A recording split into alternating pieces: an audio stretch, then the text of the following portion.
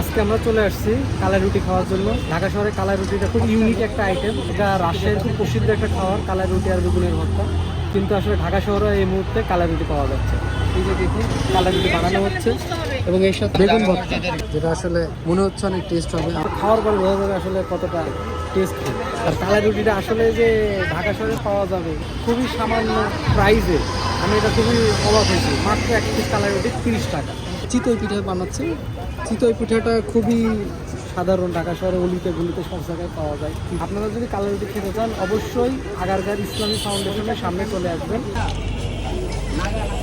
কেমন লাগছে ঢাকা শহরের কালাই রুটি যদিও রাজশাহীর মতো খুব টেস্ট না, তারপরও খারাপ না। আপনারাও খেতে চলে আসুন ইনশাআল্লাহ। এটাকে বলে দুধের স্বাদ ঘোলে মেটানো।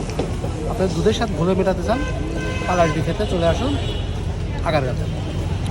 সবাই ভালো থাকেন। আজকের মতো আমার ব্লগটা এখানে শেষ। ধন্যবাদ।